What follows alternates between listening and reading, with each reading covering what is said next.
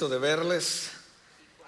Estamos en una serie que hemos titulado Del caos al orden, basada en el libro o la carta de Primera de Corintios que escribió el apóstol Pablo a la iglesia de Corinto. Esta era una iglesia que Pablo mismo había fundado.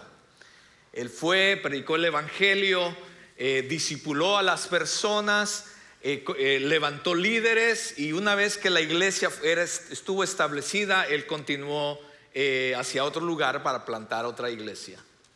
Pero esta iglesia de Corinto tenía una particularidad. Esta iglesia de Corinto, lejos de poner en práctica, vivir aquellas cosas que Pablo les había enseñado a través de la palabra, ellos como que empezaron a hacer básicamente lo que ellos querían, a poner en práctica más que la palabra, sus pensamientos, sus ideas, a poner en práctica en cómo ellos se sentían en cuanto a algunas cosas, sus preferencias. Y claro, esto empezó a traer conflicto, empezó a traer caos dentro de la iglesia, porque unos tenían una manera de pensar, otros tenían otra manera de pensar, unos preferían una cosa, otros preferían otra, unos querían vivir de cierta manera y otros querían hacer otras cosas. Y esto trajo caos dentro de la iglesia, tanto que le llegó a oídos de Pablo todo lo que estaba pasando. Eran muchas cosas y lo vamos a desempaquetar en las próximas 10, 11 semanas que nos quedan. Diferentes cosas estaban pasando en esta iglesia. Pero muchas veces necesitamos cada uno de nosotros aprender de estas cosas para que también no nos pase a nosotros. Porque también somos una iglesia, también tenemos un hogar, también somos personas individuales. Y de no entender las verdades del evangelio y cómo eso afecta en nuestras vidas, nuestro entorno y aún nuestras iglesias, vamos a terminar como la iglesia en Corinto, teniendo un caos. Y después la gente de afuera mira las iglesias y dice, Y por eso es nuestro deseo como pastores, líderes de esta iglesia local, que cada uno de nosotros entendamos lo que Pablo le está escribiendo a esta iglesia, pero que lo tomemos para nosotros también, porque la palabra es para nosotros individualmente y también como iglesia. Así es que vamos a estar en 1 Corintios, donde el pastor Pablo nos dejó la semana pasada. Ustedes ya vieron, uno de los caos que estaba sucediendo es que había una división, porque unos comenzaron a decir, tenían preferencia en cuanto a sus líderes. Yo soy de Pablo, yo soy de Apolos, yo soy de Cefas. Y esa preferencia estaba basada en preferencia de gusto, en cómo ellos, porque acuérdense que la iglesia de Corintios estaba en medio de una cultura griega donde eran amantes de los oradores, de los filósofos, y quien predicara mejor, entonces ese era mi preferido. ¿Quién va a predicar ahora? Pablo. Vamos a escuchar a Pablo. Y ahora Apolo. Apolo, no, mejor no voy, ahí lo veo de en línea. Y esto estaba sucediendo en la iglesia de Corinto, y había una división por estas cosas. Así es que hoy lo vamos a tomar en 1 Corintios 1 del 18. Vamos a pasar al capítulo 2 hasta el versículo 16. Así es que tenga su Biblia ahí. También va a estar en las pantallas, por supuesto, para que nos ayude. Pero este es el contexto de lo que estaba pasando aquí. Y usted dice, bueno, pastor, ¿por qué del 1 hasta el 2? ¿Por qué no? Porque recuerde, cuando Pablo escribió estas cartas, no había capítulos ni versículos. Él escribió un solo pensamiento de lo que él quería expresar y decir a la iglesia. Así es que por eso vamos a estar en estos diferentes versículos y capítulos. Pero imagínate por un momento llegar a la plaza de Corinto, de esa ciudad. Imagínate ir al Market Street aquí en The Woodlands. Y yo sé que quizás todos hemos estado ahí, pero imagínate estar en una plaza como esas. Los filósofos estaban en las esquinas, inclusive les hacían pedestales en esta ciudad, para que entonces ellos se pararan y comenzaran a dar filosofía, ideologías, y la gente se juntaba para escucharlos. Imagínate eso. Eso está sucediendo ahí. Todo el mundo, cuando veía que un filósofo o alguien, un pensador, un orador se paraba para dar algo, todos escuchaban. ¿Por qué? No porque trajera algo así, sino porque todos querían como tener más conocimiento, la próxima ideología, de qué se va a hablar ahora. Porque lo único en esa cultura era tener una intelectualidad, un intelecto avanzado, decían ellos. Eso les encantaba. Estaban obsesionados por el estatus, por el prestigio. Y en medio de este circo intelectual entra Pablo. Imagínate a Pablo entrando en medio de todo esto. Pero Pablo en su carta no viene con argumentos sofisticados como ellos esperarían, ni presentaciones pulidas, así como wow, qué palabras va a usar del griego. Nada de eso. Pablo entra y manda la carta basada en un mensaje central y sencillo: Cristo crucificado. Claro, este mensaje de Cristo crucificado, la crucifixión, no era algo que era atractivo en esta sociedad. Es más, era lo contrario, porque la crucifixión, ellos la conocían. Era una de las cosas que los romanos usaban para estaba reservada para aquellos criminales más bajos. Es más, para los judíos era una maldición divina. Y para la cultura griega era la vergüenza peor para alguien.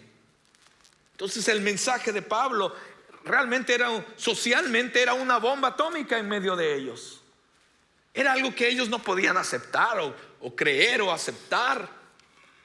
Pero en la sociedad en que tú y yo vivimos el día de hoy, sigue siendo la misma historia. Porque vivimos en una sociedad adicta a las demostraciones del intelecto, el poder, la ostentación y el atajo para entonces cómo llegar a la cima del éxito como el mundo la ve. Y hoy veremos a través de este pasaje que la cruz es la obra maestra de Dios. Es el lugar donde la sabiduría humana se convierte en nada, donde la sabiduría divina se revela. Y la cruz va a aparecer, o parece para muchos, como una ridiculez, como lo va a decir Pablo. Para un mundo obsesionado con el poder, la autoexaltación, el prestigio, la cruz es algo que es algo ridículo para ellos. Sin embargo,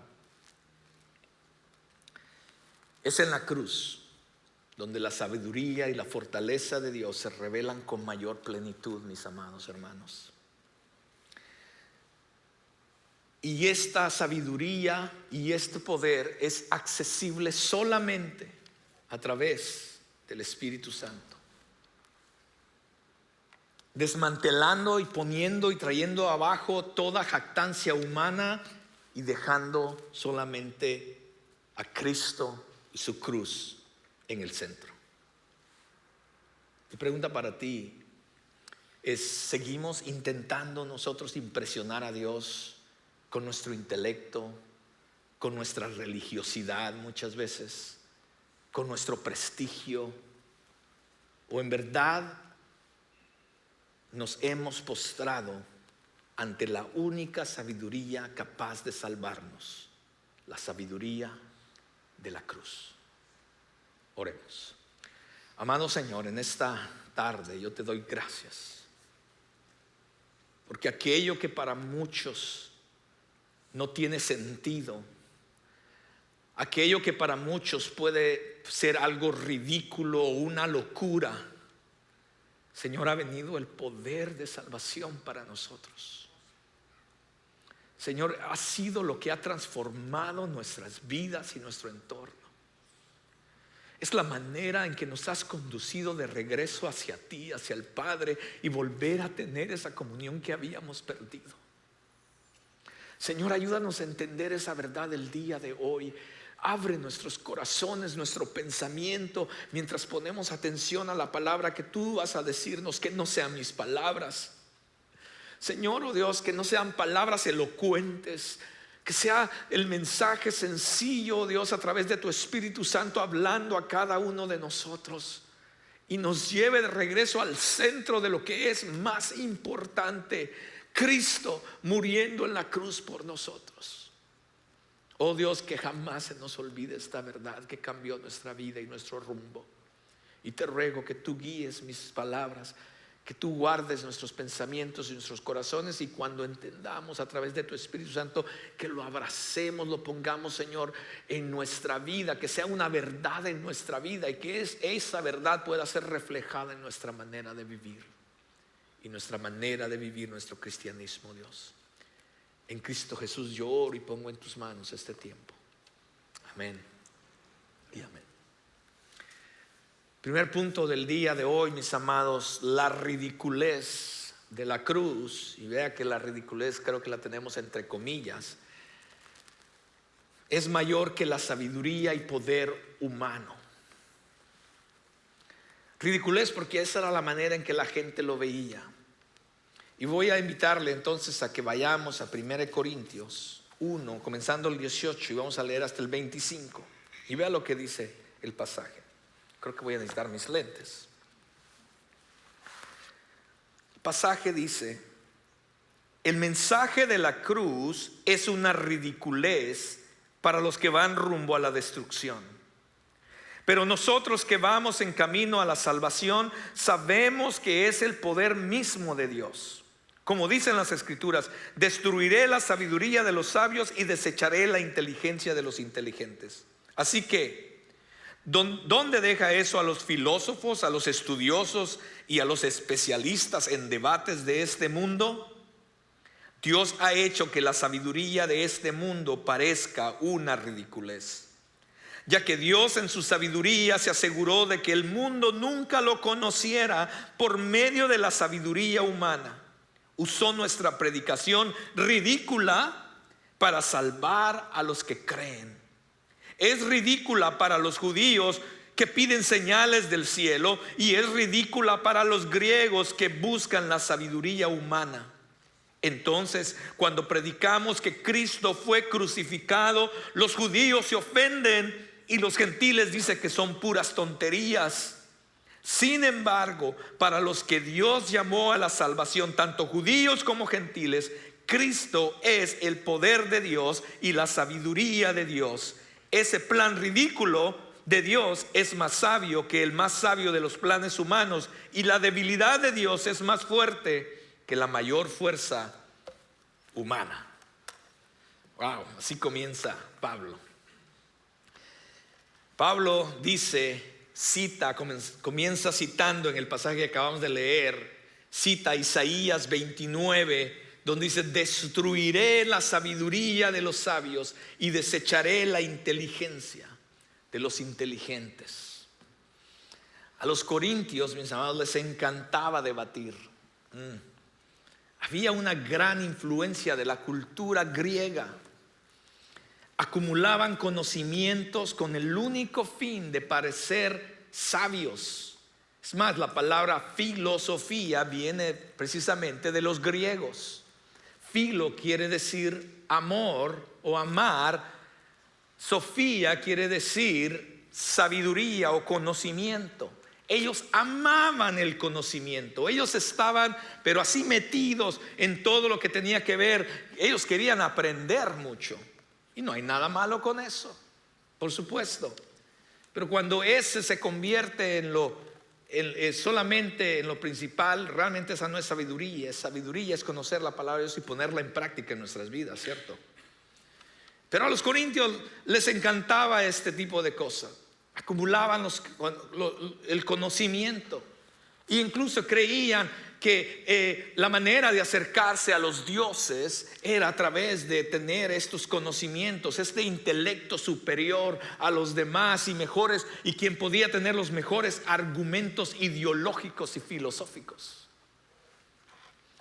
En nuestro mundo sigue pasando lo mismo, hermanos. Pero Pablo afirma que el mensaje de la cruz, que es una locura para aquellos que van rumbo a la destrucción, dice Pablo. ¿Por qué? Porque cuando no tienes una cosmovisión bíblica, cuando realmente no has entendido el plan, el propósito de Dios, nada en la vida tiene sentido. Aún personas que se dicen cristianas, que conocen algunas cosas de la palabra de Dios, pero no las aplican, muchas veces no tiene sentido el cristianismo. Es más, vinieron al cristianismo pensando que su vida iba a cambiar para bien, porque estaban buscando que Dios les arreglara su vida. Y Dios lo puede hacer, por supuesto que Dios lo puede hacer. Por supuesto que Dios transforma vidas, circunstancias, problemas. Por supuesto que Él lo puede hacer. Pero cuando no entendemos la manera, quién es Dios y la manera en que Dios trabaja, muchas veces estas cosas simplemente no tienen sentido. Sobre todo cuando hablamos de un Mesías crucificado. Esto resultaba, dice el texto, ofensivo a los judíos, porque recuerden, los judíos estaban esperando ese Mesías, ese ungido que iba a venir del cielo y los iba a liberar de la opresión romana, aquel caudillo que iba a venir y los iba a liberar y iba a levantar de nuevo a Israel en toda su gloria. Eso es lo que ellos estaban esperando. Es más, lo están esperando hasta el día de hoy. Y para ellos eso de un Cristo, de un Mesías crucificado, eso no tenía sentido. Es más, era ofensivo para ellos, porque la crucifixión para ellos lo veían como un castigo divino, como el Mesías iba a estar en una cruz. Y para los griegos esto era algo ridículo. ¿Qué tonterías estás diciendo?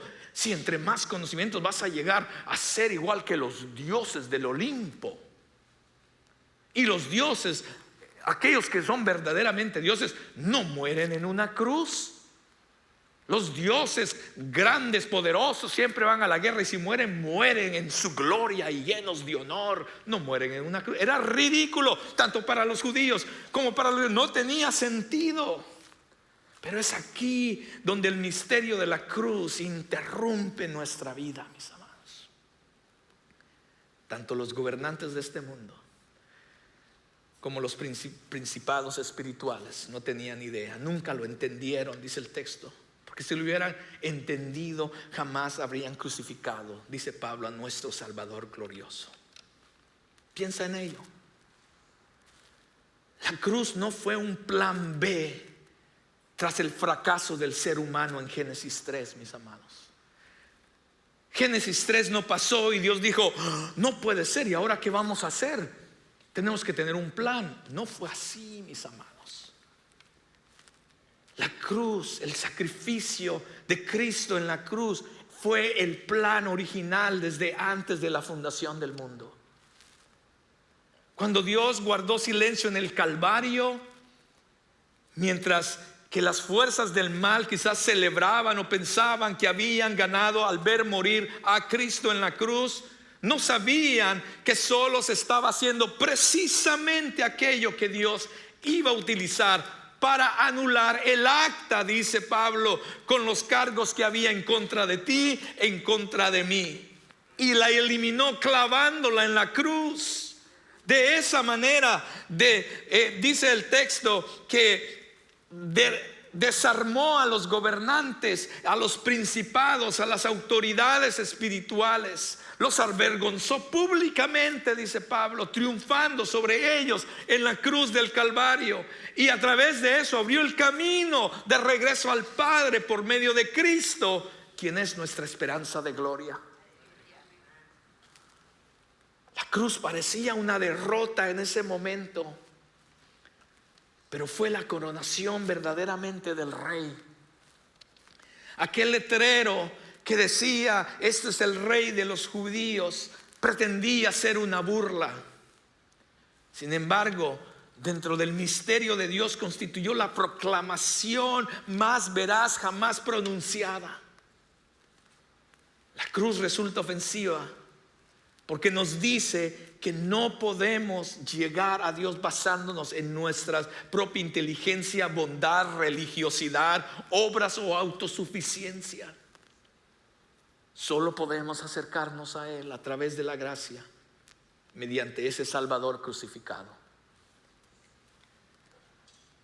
Esto puede ser o la cosa más absurda que jamás hayamos escuchado, o en verdad el Evangelio lo es todo. El mensaje de la cruz, dice Pablo, es una ridiculez para los que van rumbo a la destrucción, pero para nosotros que vamos en camino a la salvación, sabemos que Él es el poder mismo de Dios. La cruz no es algo neutral, actúa como una línea divisoria, no basada en el intelecto ni en el poder humano, sino en la postura de nuestro corazón. ¿Qué vamos a hacer con la cruz de Cristo?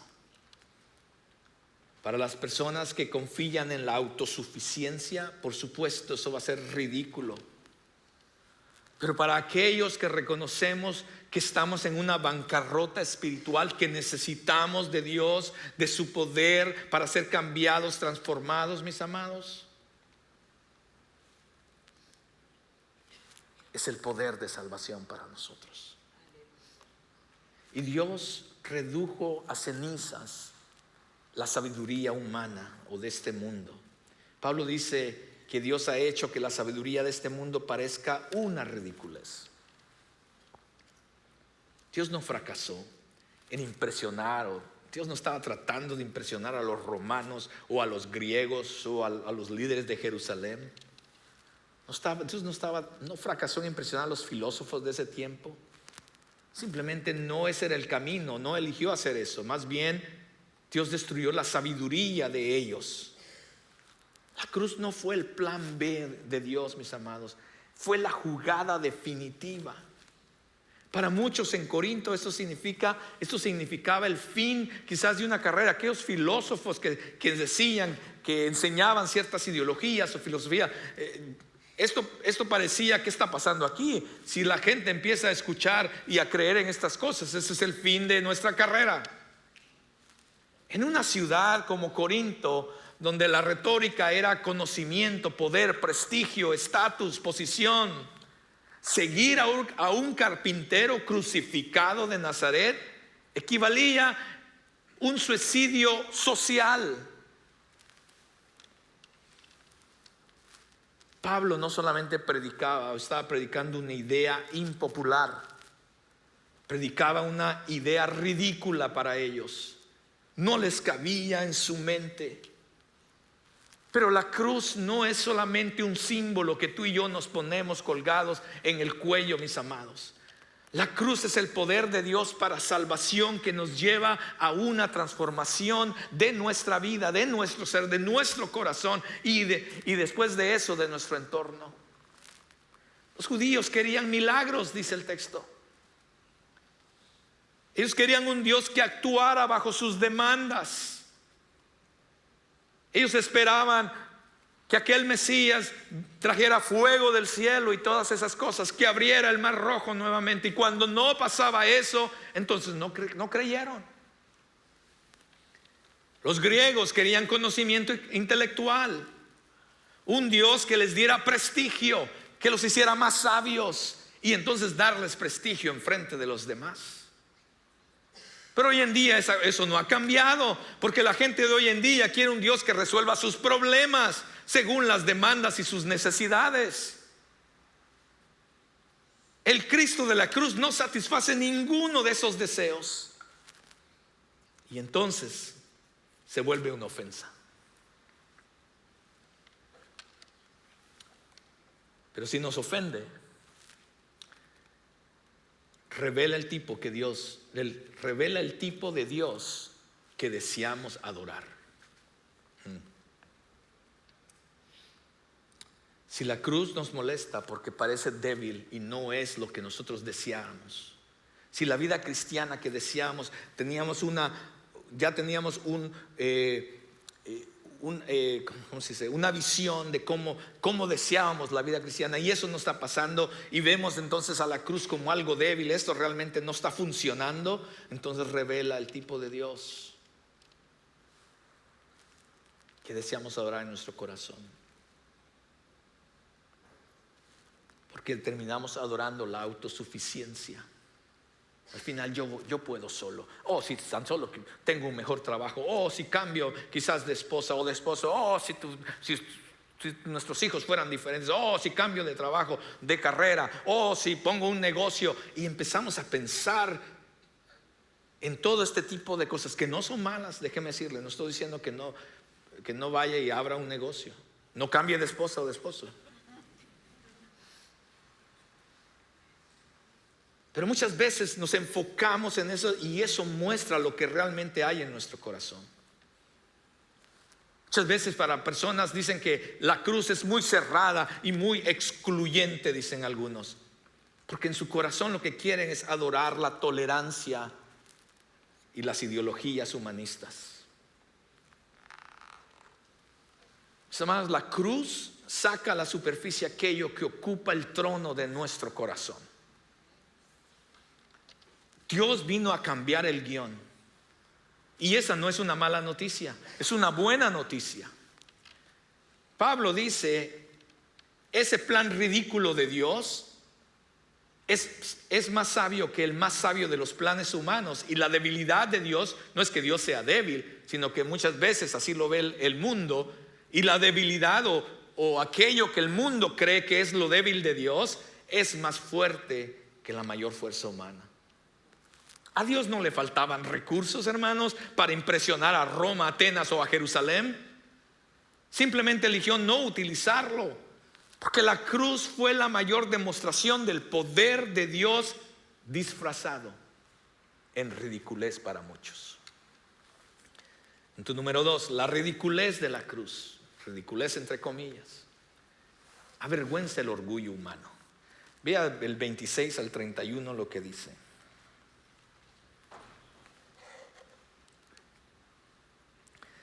Recuerden, amados hermanos, que pocos de ustedes eran sabios a los ojos del mundo, o poderosos o ricos cuando Dios los llamó. En cambio, Dios eligió lo que el mundo considera ridículo para avergonzar a los que se creen sabios, y escogió cosas que no tienen poder para avergonzar a los poderosos. Dios escogió lo despreciado por el mundo, lo que se considera como nada, y lo usó para convertir en nada lo que el mundo considera importante. Como resultado, nadie puede jamás jactarse en presencia de Dios. Dios los ha unido a ustedes con Cristo Jesús. Dios hizo que Él fuera la sabiduría misma para nuestro beneficio. Cristo nos hizo justos ante Dios, nos hizo puros y santos y nos liberó del pecado. Por lo tanto, como dicen las Escrituras, si alguien quiere jactarse, que se jacte solamente del Señor. Recuerden, dice Pablo, amados hermanos, que pocos de ustedes eran sabios ante los ojos del mundo, o poderosos o ricos cuando Dios los llamó. Amados, Dios eligió deliberadamente lo que el mundo tilda como ridículo, lo que el mundo mira como débil, a los de baja condición o a los despreciados, dice Pablo, para que nadie pueda jactarse. Eso lo vuelve a repetir de diferente manera después Pablo, dice, para que nadie se levante el cuello delante de Dios diciéndole, bueno, Señor, o sea, te sacaste la lotería cuando me salvaste.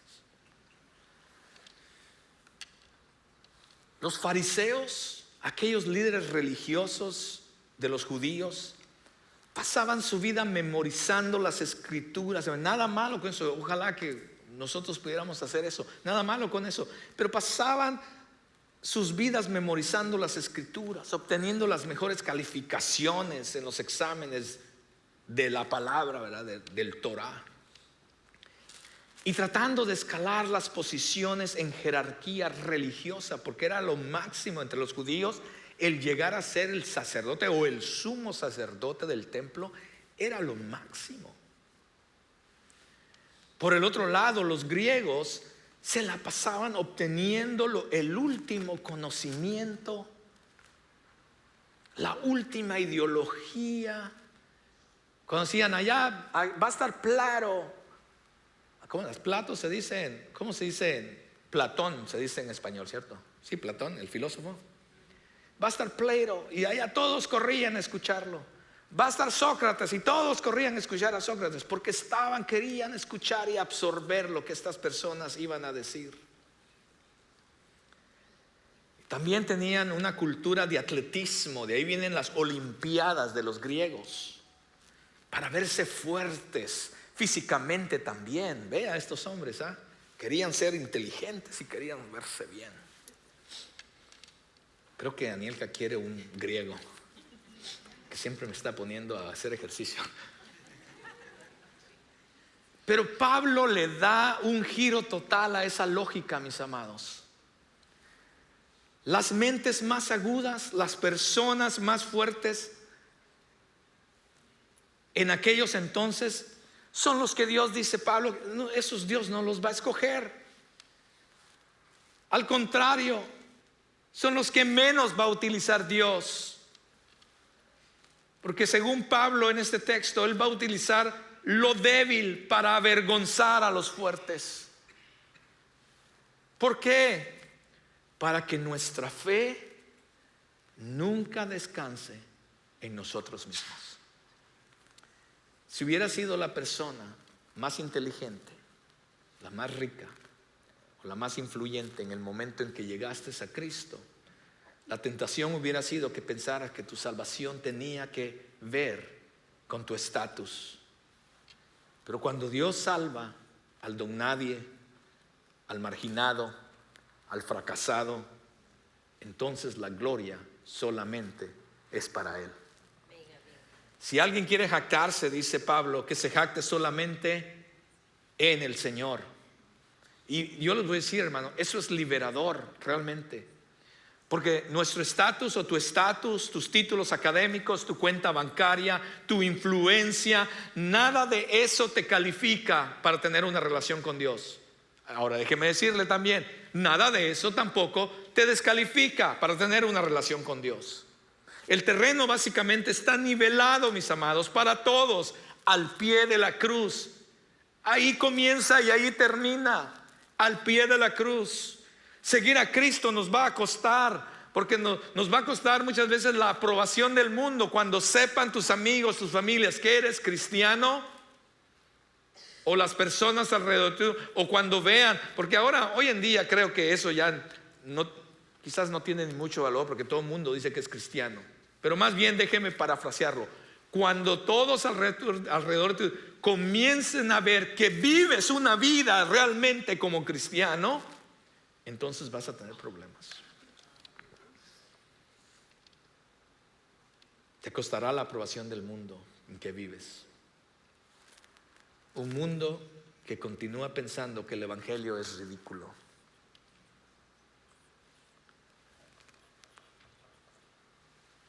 Pero el evangelio nos ofrece una visión diferente.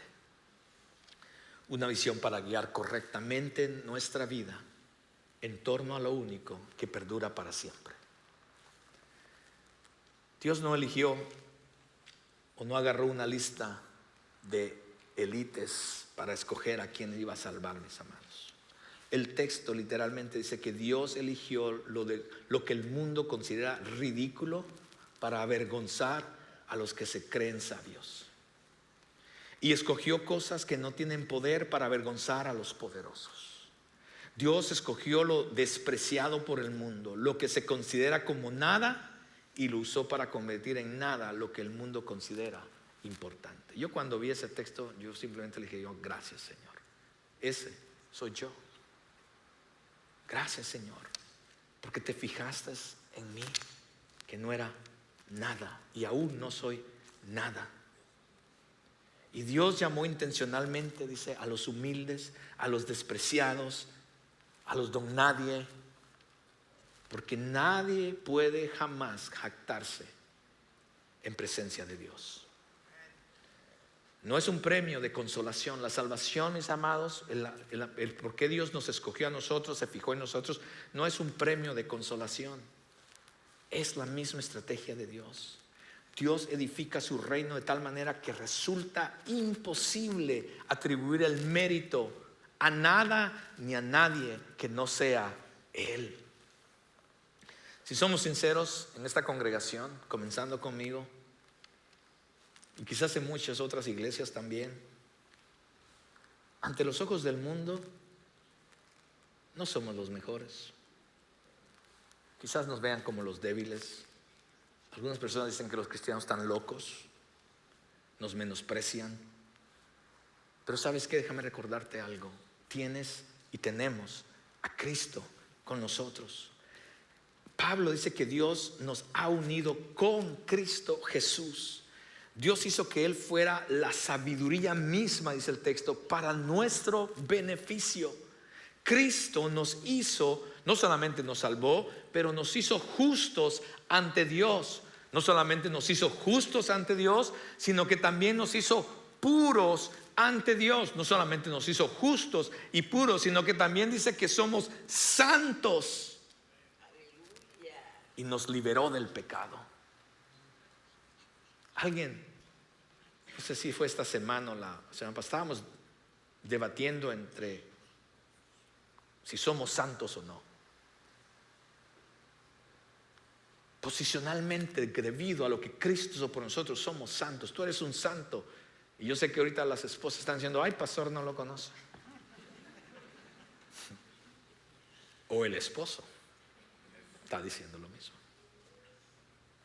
Pero posicionalmente, por lo que Cristo ha hecho, dice que nos ha liberado del pecado, nos ha hecho puros, nos ha hecho santos, nos ha hecho justos. ¿Podemos nosotros comenzar a vivir de esa manera? Porque según Dios ya lo somos a través de Cristo Jesús. ¿Podemos comenzar a vivir de esa manera? Todo lo que necesitamos lo tenemos en Cristo. No es algo que hayamos alcanzado nosotros o podamos alcanzar por nuestras fuerzas, o algo que podamos acumular por nosotros mismos. No es a través de nuestros títulos académicos, disciplina, nuestra trayectoria espiritual, mis amados. Nada de ello contribuye a nuestra posición con Dios.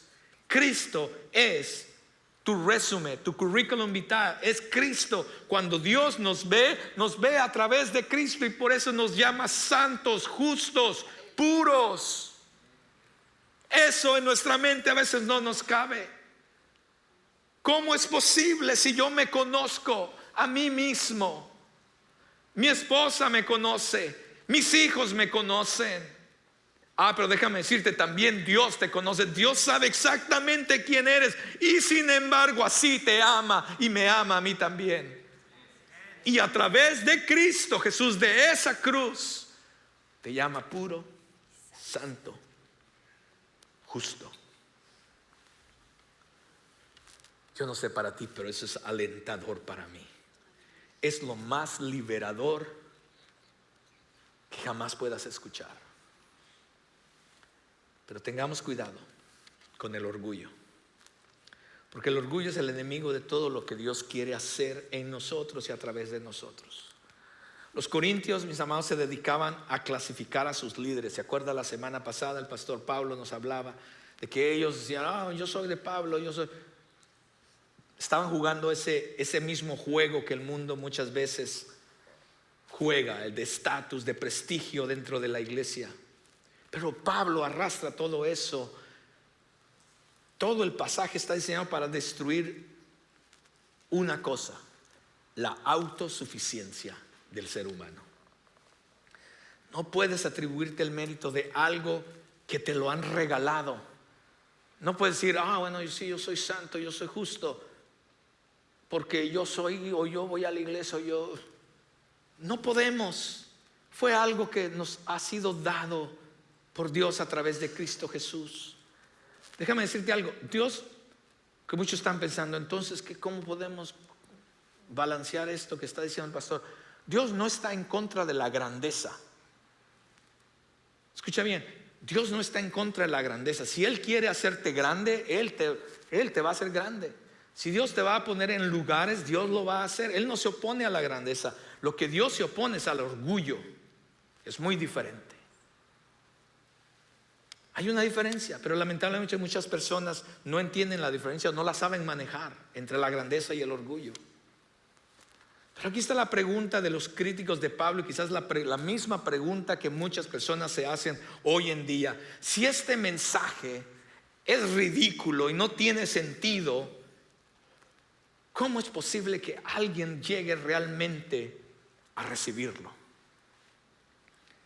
Pablo va a contestar esa pregunta en el capítulo 2. Por eso el tercer punto, para ir terminando, es: la sabiduría de la cruz es revelada solo por el Espíritu Santo. Vea lo que dice en los 16 versículos del capítulo 2. Puede seguirme en sus pantallas, creo que también lo tenemos ahí. Dice: amados hermanos, la primera vez que los visité, no me valí de palabras elevadas ni de una sabiduría impresionante para contarles acerca del plan secreto de Dios. Pues decidí que mientras estuviera con ustedes olvidaría todo excepto a Jesucristo, el que fue crucificado. Me acerqué a ustedes en debilidad, con timidez y temblor. Y mi mensaje y mi predicación fueron muy sencillos. En lugar de usar discursos ingeniosos y persuasivos, que era lo que ellos estaban esperando quizá, confié solamente en el poder del Espíritu Santo.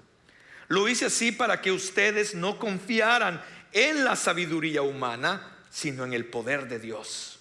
Sin embargo, cuando estoy con creyentes maduros, sí hablo con palabras de sabiduría, pero no la clase de sabiduría que pertenece a este mundo o a los gobernantes de este mundo, quienes pronto son olvidados. No, la sabiduría de la que hablamos es el misterio de Dios, su plan que antes estaba escondido, aunque Él lo hizo para nuestra gloria final, aún antes que comenzara el mundo. Pero los gobernantes de este mundo no lo entendieron. Si lo hubieran hecho, no habrían crucificado a nuestro glorioso Señor. A eso se refieren las Escrituras cuando dice: ningún ojo ha visto, ningún oído ha escuchado, ninguna mente ha imaginado lo que Dios tiene preparado para quienes lo aman. Pero fue a nosotros a quienes Dios reveló esas cosas por medio de su Espíritu, pues su Espíritu investiga todo a fondo y nos muestra los secretos profundos de Dios. Nadie puede conocer los pensamientos de una persona excepto el propio espíritu de esa persona, y nadie puede conocer los pensamientos de Dios excepto el propio Espíritu de Dios. Y nosotros hemos recibido el Espíritu de Dios, no el espíritu del mundo, de manera que podemos conocer las cosas maravillosas que Dios nos ha regalado. Les decimos estas cosas sin emplear palabras que provienen de la sabiduría humana. En cambio, hablamos con palabras que el Espíritu nos da, usando las palabras del Espíritu para explicar las verdades espirituales. Pero los que no son espirituales no pueden recibir esas verdades de parte del Espíritu de Dios. Todo les suena ridículo y no pueden entenderlo, porque solo los que son espirituales pueden entender lo que el Espíritu quiere decir. Los que son espirituales pueden evaluar todas las cosas, pero ellos mismos no pueden ser evaluados por otros. Pues, ¿quién puede conocer los pensamientos del Señor? ¿Quién sabe lo suficiente para enseñarle a Él? Pero nosotros entendemos estas cosas porque tenemos la mente de Cristo.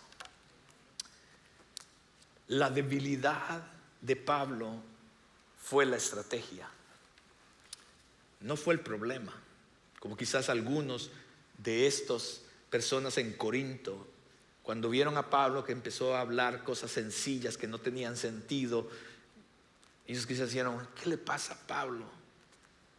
¿Dónde está el Pablo que habla de esta manera? Pero ese no era el problema. Pablo no llegó a Corinto, como lo acabamos de ver, ni por casualidad, ni sin preparación. La carta no fue escrita de esa manera para impresionar a los corintios. Llegó estratégicamente, intencionalmente, despojado, él mismo lo dice, de palabras elevadas y sabiduría impresionante. En una ciudad donde clasificaban a los expositores como que si fueran celebridades.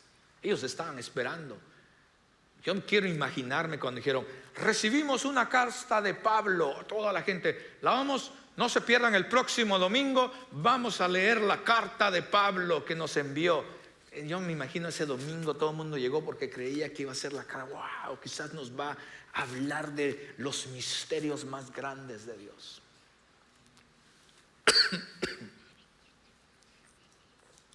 Porque todos, y sobre todo en esa iglesia, tenían a los expositores como que si fueran celebridades. Dios nos guarde. En esta iglesia no hay celebridades. Es Cristo, es el Espíritu Santo que habla a través de cada persona que se para aquí a exponer la palabra de Dios. Y oremos por ellos, por cada uno de nosotros que exponemos la palabra de Dios, que Dios nos mantenga firme en solamente exponer la completa verdad de la palabra de Dios. Que no sean ideologías, filosofías, cosas humanas. Ni tampoco lo que usted quiera escuchar, porque tampoco somos esa iglesia. Queremos exponer la verdad de la palabra de Dios a través del Espíritu Santo. Es que Pablo se acerca en debilidad, con timidez y temblor, dice él, por encima de la mera actuación como alguien, como un expositor. Esto es importante teológicamente que lo entendamos también como iglesia, individualmente, mis amados. Porque si una oratoria con palabras elevadas, sabiduría impresionante, hubiera sido la que edificara a esta iglesia, a estas personas en esta congregación de Corinto, tendría que haber sido eso mismo lo que tendría que mantener a esa congregación. ¿Qué es lo que quiero decir? Que muchas veces como iglesia caemos en el error que empezamos a usar cosas para atraer a las personas. Ahora, hoy en día, no es muy común escuchar de que, esa es una iglesia atractiva, decimos. Porque hemos caído en el error de que las iglesias, déjeme, antes de decir lo que voy a decir, déjeme decirle, yo no estoy diciendo que hay malo en hacer algunas cosas en las iglesias, ¿ok? No estoy diciendo que es malo, no es malo. Pero tenemos que tener mucho cuidado en cómo estamos tratando o qué es lo que el mensaje que estamos tratando de decirle a las personas. Que muchas veces muchas iglesias caen en el error de atraer a las personas con diferentes cosas. Muchos atraen con conciertos, vamos a traer al artista, y mucha gente, y tú los ves lleno el lugar. El próximo domingo el artista ya no está, ¿y qué pasa? Tienes que hacer otro concierto. Muchas veces entretenemos a la gente con cosas. Ahora vamos a hacer esto. ¿Qué nos inventamos? A ver, los músicos, ¿qué nos inventamos? ¿Qué hacemos? Líderes, ¿qué hacemos? Nos inventamos cosas. Y la gente llega. Vamos a hacer comida. Vamos a tener comida después del servicio, comida. Y después dices, ¿va a haber comida el próximo domingo? No, ya no va a haber comida. ¿Qué pasa? Y caemos en ese juego y en ese error, mis amados. Experiencias emocionales, venga hacia la noche gloriosa de milagros. Y ahí va la gente. Y cuando no, vamos a hacer el próximo evento, etcétera. Usted me está entendiendo lo que estoy diciendo. Pero aquello con lo que atraes a la gente vas a tener que mantenerla. Porque cuando eso ya no exista, entonces se irán. Y lo que es peor, muchas veces dejan la fe. Déjame decirte algo, cristiano, los que están aquí y los que me ven por la pantalla. Si Cristo Jesús no es suficiente para ti y para mí, nada jamás lo será. Si Cristo Jesús, si la verdad de su palabra no es suficiente para ti y para mí, nada jamás lo será. Pablo afirma: decidí que mientras estuviera con ustedes olvidaría todo excepto a Jesucristo. el que fue crucificado. Nada de sabiduría elocuente, nada de estrategias de venta o mercadotecnia, solo el evangelio de Cristo, porque la mera persuasión intelectual no salva a nadie, mis amados. No hay nada que yo pueda decirte el día de hoy que va a cambiar tu vida, pero si el Espíritu Santo está hablando a tu vida, hazle caso, porque Él sí puede transformar tu vida. Pablo deseaba un fundamento en esta iglesia, el poder del Espíritu, no el suyo propio.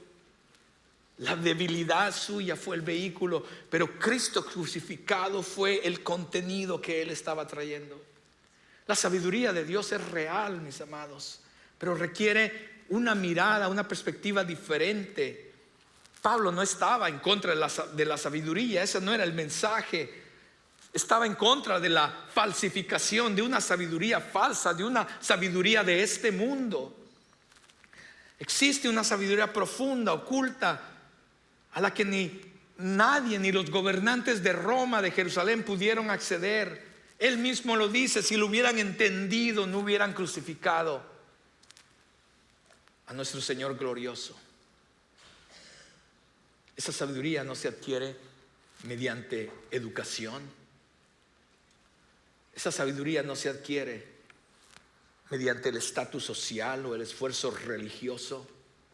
Se transmite exclusivamente por medio del Espíritu Santo, quien escudriña las profundidades de Dios y las deposita en el corazón de aquellos que creen en Él. Ningún ojo vio, ningún oído ha escuchado, ninguna mente ha imaginado lo que Dios tiene preparado para quienes lo aman. Pero fue a nosotros a quien Dios reveló estas cosas por medio de su Espíritu, pues su Espíritu investiga todo a fondo y nos muestra los secretos profundos de Dios, dice Pablo. Iglesia, no tomemos esto a la ligera.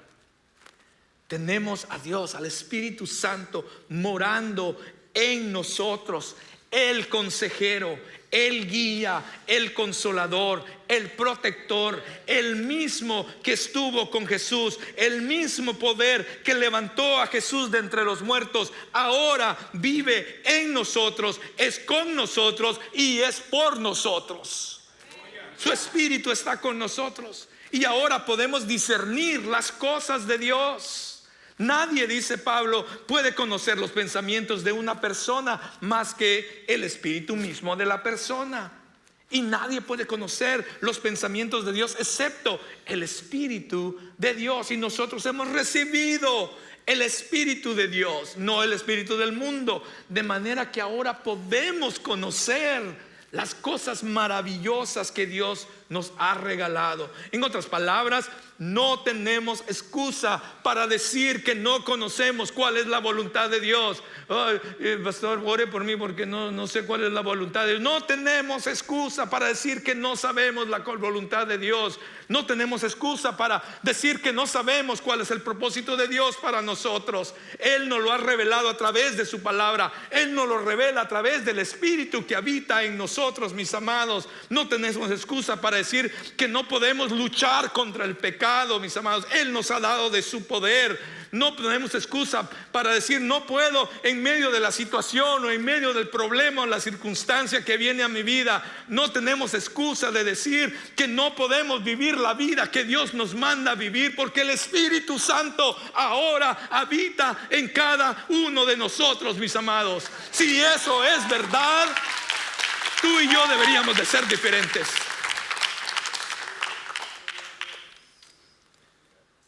Vivamos dentro de la victoria que Dios ya nos ha dado, mis amados, que Él ya ha ganado. Es verdad que seguimos luchando, claro que sí. Y déjame decirte, vamos a seguir luchando hasta que Él regrese.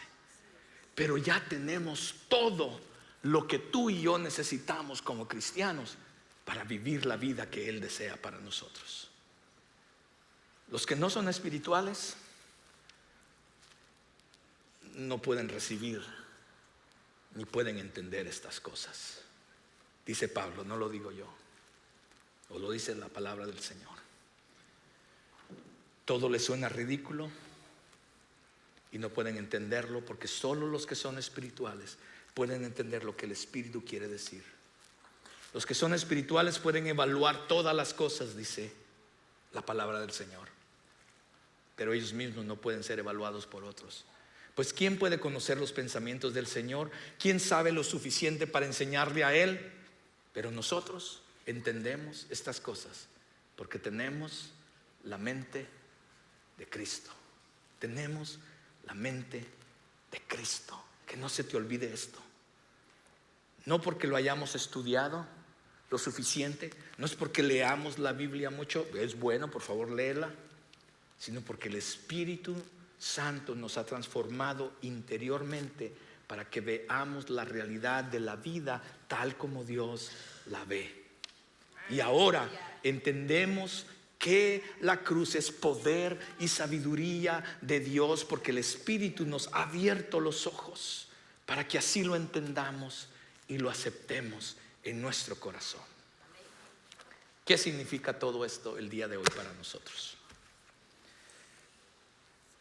Si tú nunca has confiado y tú has puesto tu fe en Cristo, al Cristo resucitado, en esa cruz,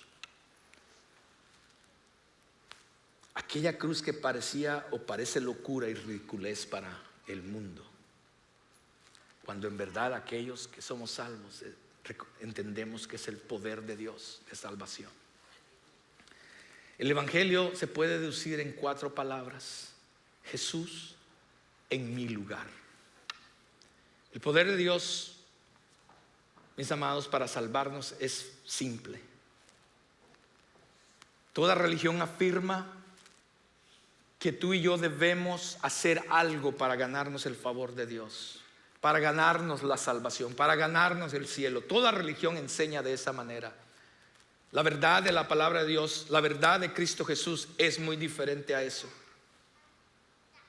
Jesús murió por nosotros. Jesús tomó nuestro lugar. Él vivió la vida que tú y yo estábamos supuestos a vivir y no podíamos vivir. Y murió la muerte a la que tú estabas condenado. Tu culpa y mi culpa era y es real, mis amados. Pero la respuesta de Dios no fue un programa de superación personal. No fue para ayudarte a ser una mejor persona. Ese no es el plan de Dios. En la cruz, Jesús absorbió hasta la última gota de juicio que había en contra de ti y había en contra de mí. Aquel juicio que tú y yo nos merecíamos por nuestro pecado. La ira que correspondía a ti y a mí por nuestro pecado recayó sobre Cristo Jesús en esa cruz. La justicia de Cristo Jesús por haber vivido una vida perfecta ahora te ha sido acreditada a ti y a mí. Eso se llama sustitución. Eso es el Evangelio. Cristo en lugar de mí. En el reino de Dios no existen las segundas oportunidades basadas en mi desempeño, en lo que yo pueda hacer. No, mis amados, solamente existe el sacrificio, la sangre de Cristo Jesús en la cruz. No es de volver a comenzar. Bueno, voy a volver a comenzar. No, lo que necesita pasar es que Dios necesita darte una nueva vida. Nada de lo que hayas hecho puede hacer que Dios te ame menos o te ame más. Él simplemente nos ama. Lo que tú y yo debemos hacer es arrepentirnos y creer, no en una religión, sino en Cristo Jesús crucificado y resucitado. Y hoy, si tú estás aquí en este lugar o nos estás viendo, hoy podría ser el día de tu salvación.